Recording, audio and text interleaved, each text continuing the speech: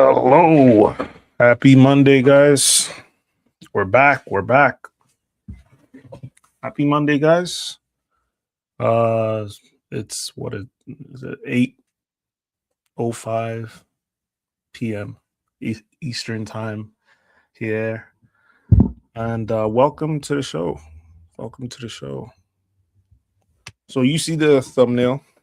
What are we talking about today? It's Monday. So it's 24 hours or more than 24 hours since the latest chapter of Jujutsu Kaisen dropped. So how'd everyone like it? I feel like we're getting to the end, and it's kind of sad. I'm not gonna lie. Your boy's feeling it for real. Um, yeah, yeah. Uh, I'm sure everyone's gotten a chance to go through it. So pretty much, we're gonna go through it page by page, and I'll just give you guys my thoughts. And when I'm done, I'll put up a link, and you guys can hit the link, join the stream, and let me know what you think. So for those who are new to the channel, my name is Coco Dan. I am the host and creator of this channel, and pretty much what I wanted to do was create a space where people could be more visual and more vocal about their thoughts on anime. Right. I've been watching anime for the past 20 years, manga maybe 10. And yeah, I just wanted to give my thoughts, but then also give people a chance to come up on live and talk about what they think as well.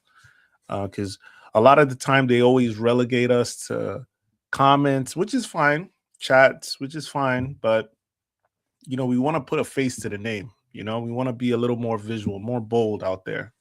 No closeted lovers of anime here. Come online, say what you feel. Stand on business. Say it with your chest. All that. So, without further ado, let's get into it. We'll start with the first page here. Let's see. Actually, this might be better. Oh, hang on. Yeah. What is this? Oh my days. Hold on. All right, let's do this. All right. So from the beginning, right, we see Tsurugi's having a flashback. So from quick recap of last chapter, Mahoraga finds a new way, or Dabura finds a new way to fight Mahoraga, and pretty much we're continuing off the battle of Maru and Tsurugi, and he's pretty much got Tsurugi's pretty much got Maru on the ropes, right? He's just lost Rika. Now, me personally, I'm not sure if it's permanent, like it's a permanent loss of Rika, or it's more of the 5 minutes are up, and somehow she takes all his cursed energy. So that's kind of tricky. That's the part that's tricky, because if the 5 minutes are up, she should just be gone, and he goes back to having the cursed energy he has or whatever. But the reason why I think it might be permanent is we get the assumption that he becomes like a heavenly restricted user. So 5 minutes are up, or however much time is up, Rika's gone, Tsurugi goes for the kill, or at least we think so, right? And we see right before he hits Maru, or he comes in contact with Maru for the final slash, we see a flashback, and it's him talking with Maki, his grandma, and she brings up a good point. She's pretty much talking about how she felt. Was it worth it? Like, yes, she's happy. She got to have the happiness she has, and she's great, but she sometimes, regrets or worries or wonders, did she really have to, sacrifice I mean, now fair, it was out of her hands, but did that really need to happen for her to achieve the level of happiness she has now, where she's grown old, she's had kids? Because she just felt like other people could have stepped in, right? Yuta was there; he's a special grade. Um, Gojo was there. And it's a very interesting question when you think about it, because she raises a good point. That was it necessary for her to be there? It's actually a very good point, because you you look at all that's happened, and I would say it was necessary 100% when it comes to the erasure of the Zenin clan. Because probably Gojo was not going to do that, even though he could. He's, to find a reason, he need a really strong reason to kill them off, and nobody's got a stronger reason than Maki. So to create a space that Mai was safe to, take out the Zenin clan, yes, she was necessary. I think because it's only really her who could do that. I mean, her, Yuta, Gojo, but again, they need strong reasons to go that far, and I don't think they really had them like that. But Maki definitely did, so she was definitely necessary in that sense. But now for the final battle against Sukuna, or Kenjaku, was she necessary? I don't think so.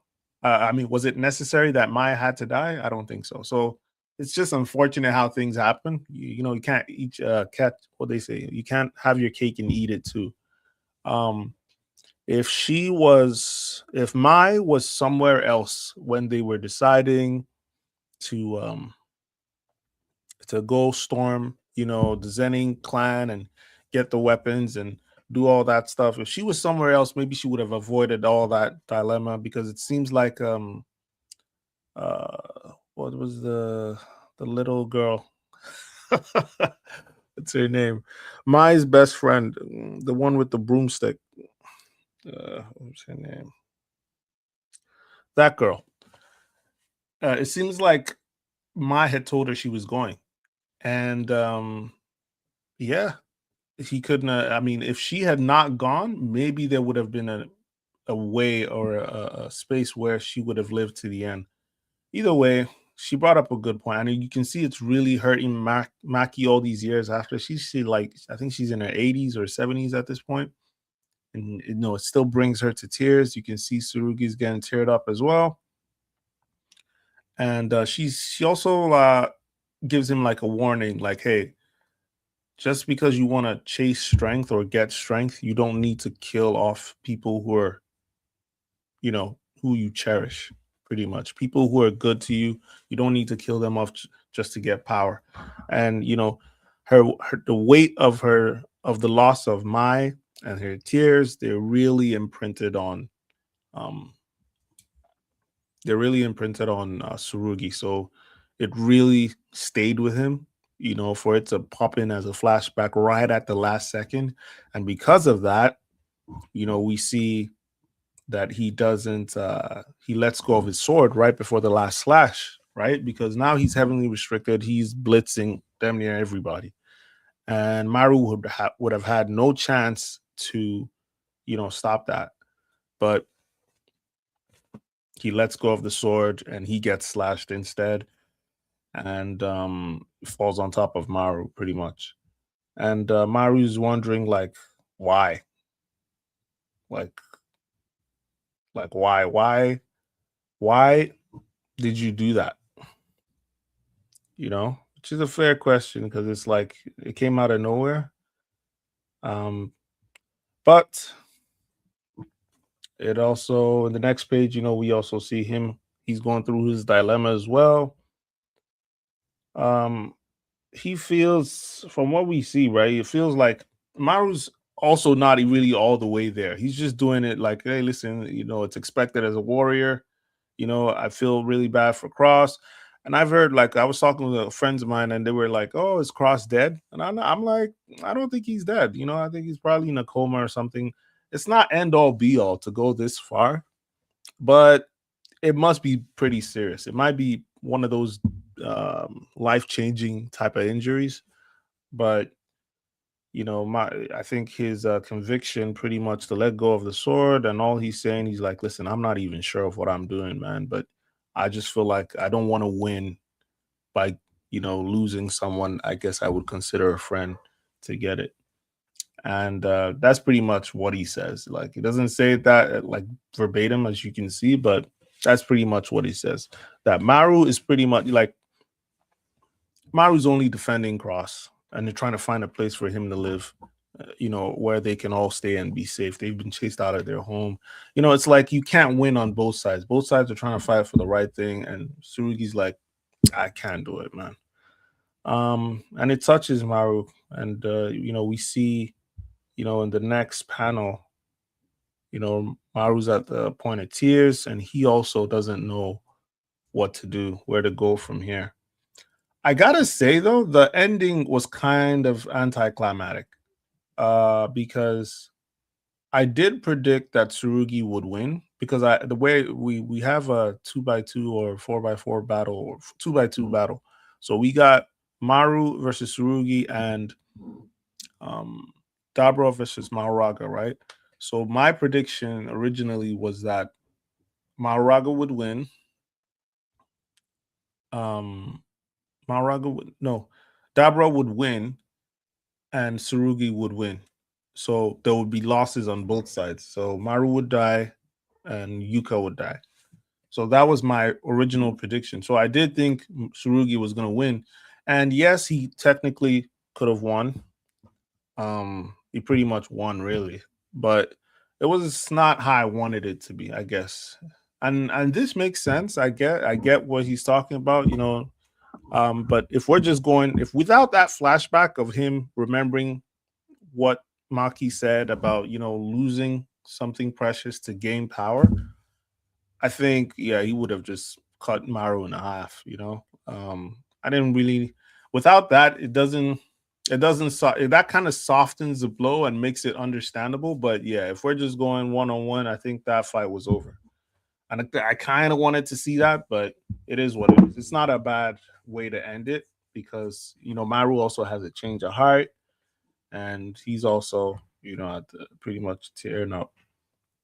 Now after that, we go straight to the fight with Dabra. Now this panel here, I'm not. So first of all, we get to see the first Kali, and then that's fine. But I'm not. I gotta be 100% with y'all. Like, I don't really get that for this first panel. This side, this part, I don't really get it. Like, what's that got to do with this and this? And then he's like, "Was that Marulu?" And he gets some kind of inspiration, and he's like, "So I should make a barrier like that." I don't even understand that. That's the thing that's pissing me off with this whole chapter. I didn't get this whole part, because while I do get Dabro is trying to kill Mahoraga and maybe in one shot, make sure he's done and all of that, the inspiration to think about creating a barrier, it didn't come out of nowhere. Like, I understand the dude is a genius, but even Sukuna and Gojo, all of them, they need inspiration from something. So it seems like he got inspiration, I don't know, from either Marulu's technique or the Kalian or the Naunax. I don't know what the hell, where he got his inspiration, but it's clear he did get it from somewhere. And yeah, so he's able to then create a barrier, right? Which is crazy. Before he even, like, you can see his technique is also pretty ridiculous, because it's supposedly the inverse of his original technique, right? Because he's using reverse cursed energy, so it's curse technique reversal. So this is actually crazy. This is like blue, like Gojo's blue, but a little more controlled, if I could say that. Because with Gojo's blue, it's like a mini black hole. It just sucks everything. He's kind of like in the middle of this thing. So it is sucking things, but he's like in the middle. It's almost like on a bigger scale, to be honest, because Gojo's blue, I would say Gojo could maybe control it. It's hard to say. I feel like his is on a larger scale. It's hard to say which is more powerful, but still pretty amazing stuff. Now, this panel about him, about Mahoraga adapting to his existence, I don't even know what that even means. That doesn't really make sense to me because from what we understand, Maoraga can only adapt to any and all phenomena. Um, but all the times they've shown that was to someone's technique. To adapt to someone's existence, what does that even mean?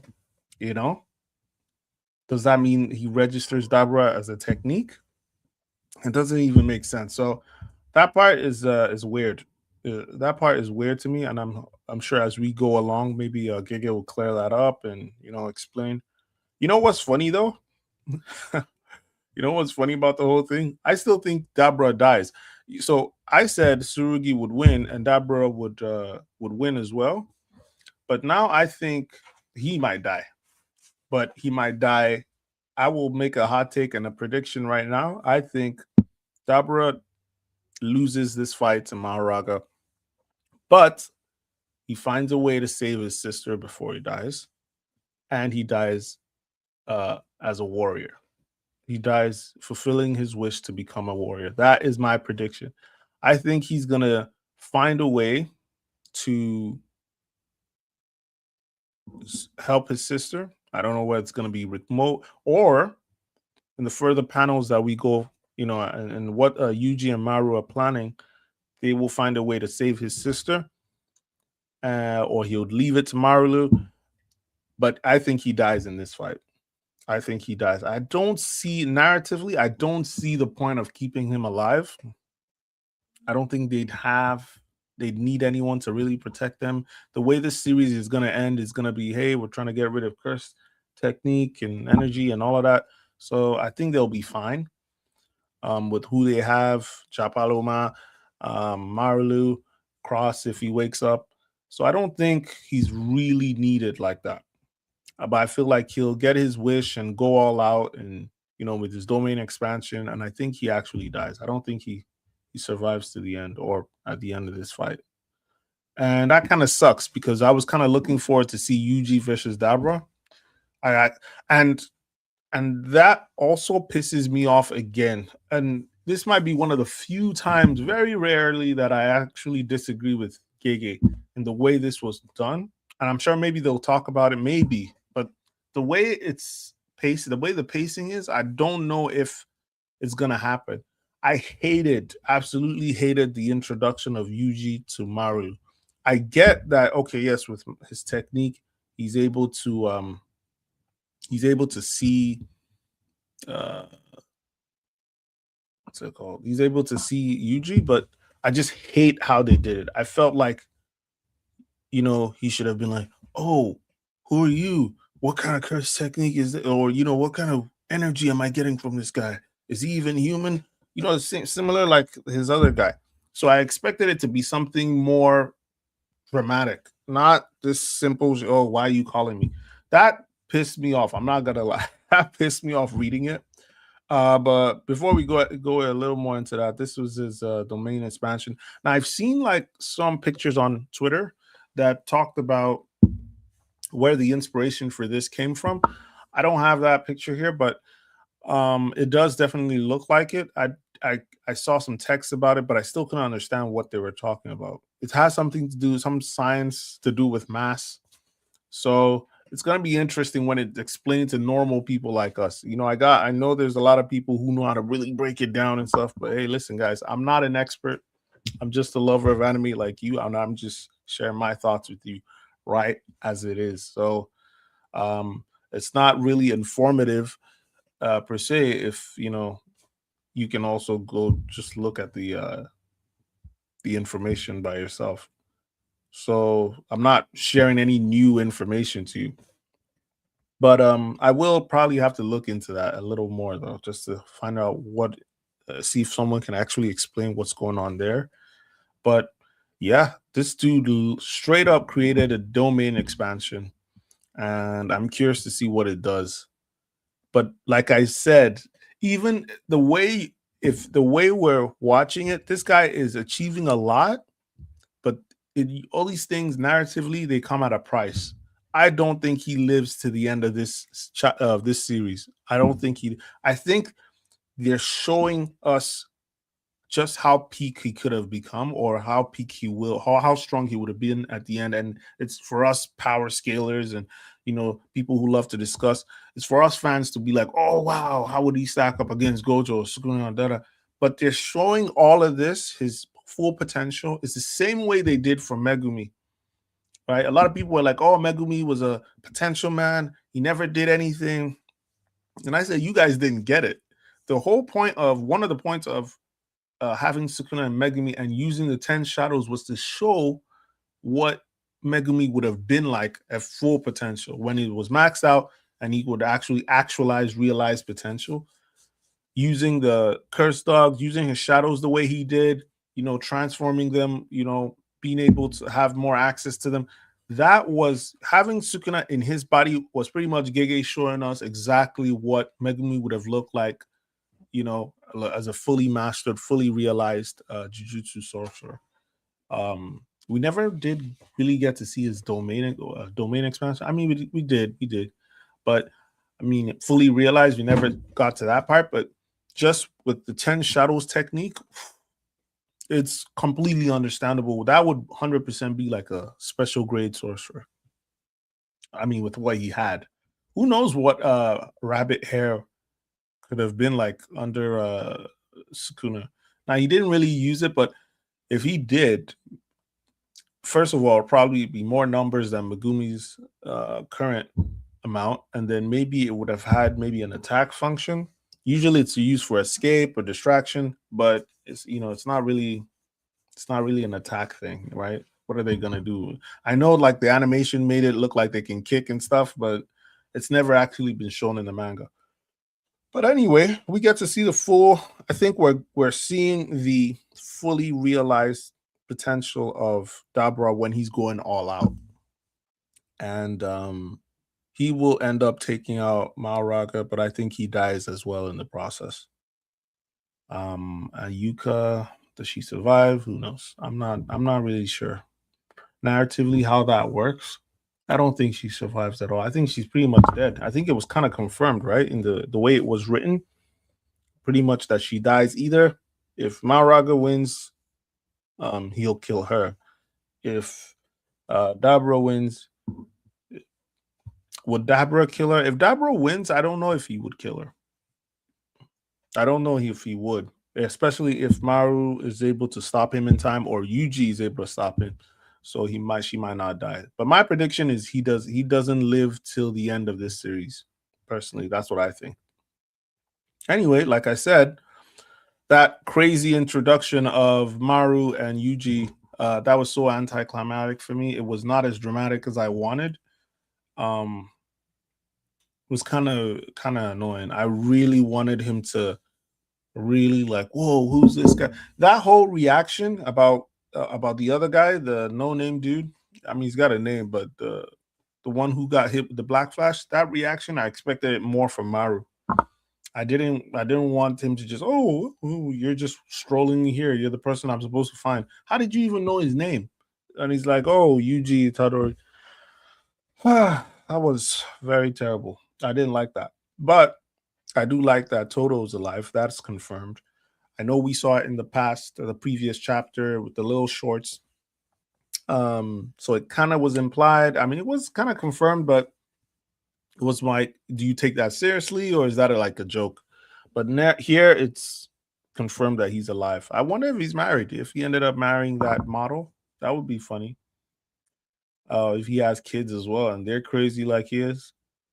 But yeah, from this whole panel, we see that Maru has decided, like, hey, listen, I would like to use your curse tech energy, the Naunax, this old Callian, mine and curse technique, and the next guest, use all our cursed energy and technique to try to get rid of curses really from the world. So that is a interesting plot, and it was, as we can see, this was also Yuki's idea. Before she died, it was what she was working on. So now he's got some already extensive research knowledge he can look into, and we see him going to somewhere. And now I just term this place as like the corridor of souls. I don't know if it's actually, I think it might have been said as that as such, but they go into a place where, according to Maru, every human soul has to pass through after death. And it's the same place Kuna was there, blah blah blah. And then we see Mahito. Mahito was there waiting for them, right? And that is that was interesting, you know. One of the translations had it like, oh, he was really waiting for Yuji before he could do something. But thankfully, you know, once we use the Viz translation, the official translation, it's like, no, I just wanted to gloat. This guy, all this time, he's still so childish. But yeah, he's like, oh, when are you here so I can laugh at you that you died? And he's like, nope, I'm not dead.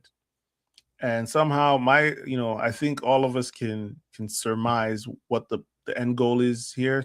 Maybe using his curse technique, using Mahito's curse technique on a worldwide scale, possibly with all the pools of cursed energy they have. Maybe they'll be able to get rid of curses permanently, in the sense that they will never be created again. Now, personally, from what we know of how curses were developed or created, I don't think that plan's going to work. Maybe definitely not on a global scale, but maybe if they might be able to do something with just Japan, right? But because curses, from what we understand, are born of negative energy of humans accumulated over time. So in a period of time, even if they were able to stop it now, what would happen whenever people had like negative energy towards certain spaces, right? You know, a lot of people die in the hospitals. It's only give it another 100 years, you might have a curse there. Maybe a serial killer at this place or whatever. So I don't know how exactly they plan on doing that. I don't think it will really last, but who knows? Who knows? Who knows? But what do you guys think? What did you guys think about the chapter? Like, was it good? Was it like, if you had to give it out of 10? For me, I would say, I don't know. I might have anime on the brain or action on the brain, so I might give it like a maybe an 8. Maybe an 8. I give it an 8 or 7.5. But what would you guys do? And what do you guys think? So I got a couple questions. So do you think Maki's loss of Mai was necessary to gain power and achieve happiness at last? Like in the first story, in Jujutsu Kaisen, the main story, do you think Maki losing Mai was necessary to the plot? Also, do you think Tsurugi is dead? I don't think he's dead, but I think he's out. But who knows, man? Everybody's dying left and right. So do you think he's dead or he just passed out? And how many more chapters do we have left? This was chapter 21. I wouldn't be surprised if this ends in 10 chapters. I honestly wouldn't. Because with Yuji being introduced now, and it looks like they got a new plan and all that, I thought maybe we would get some introduction to the people, the Desukante, Dabra's people, maybe trying to come back and attack. Oh, this is where they were hiding. And then they'd fight there, do another big fight. But I don't know. It feels like it's wrapping up. But what did you guys think? So let me know. Most of you are going to maybe be watching this on the replay. That's fine. But yeah, just to take a leap of faith here, I will just put the StreamYard link in the chat. And if anyone is watching, hit the link and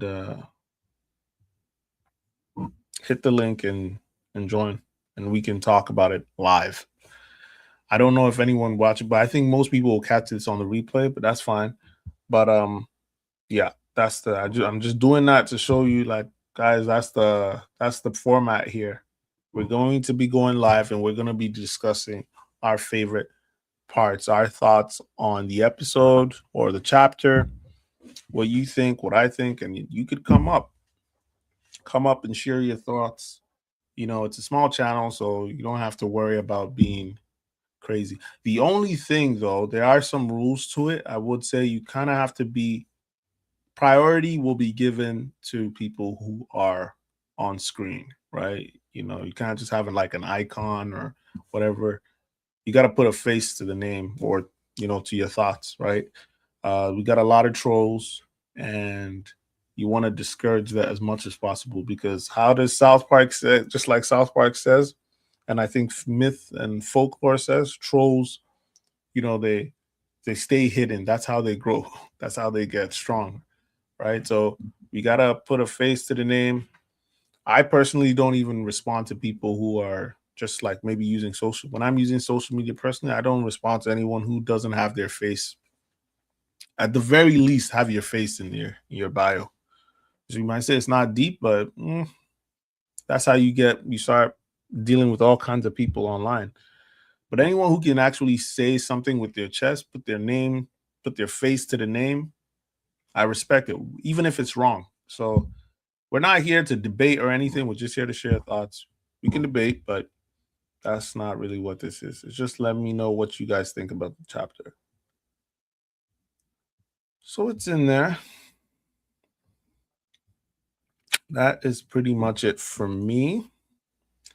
Um, Let me know what you guys think. And if you like the video, I don't think anyone's in, which is fine. Um, but if you like the video, if you like my thoughts, let me know. And if you like the content, like, share, subscribe, all that good stuff. All right, guys.